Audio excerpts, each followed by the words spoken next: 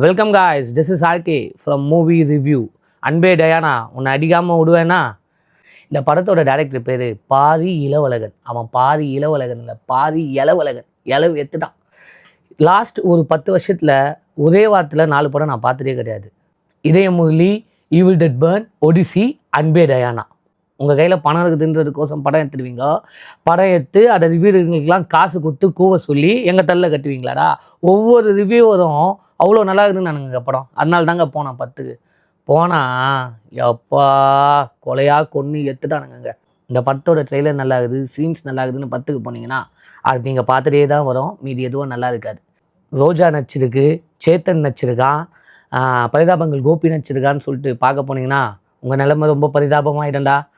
ஏதோ நம்ம ஏரியா பெரம்பூர் பற்றி காமிச்சிருக்கிறாங்களேன்னு சொல்லி பார்க்க போனதுக்கு எங்களுக்கு இது தேவைதாண்டா.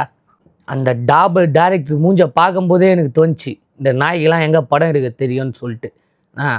இவன் ஏற்கனவே சாமான்னு ஒரு படம் எடுத்துக்கிறானா, ஒரு ஜமாவா. அந்த படம் நல்லா இருக்குதுன்னு சொன்னானுங்க. நல்ல வேலை நான் அதையே பார்க்கல.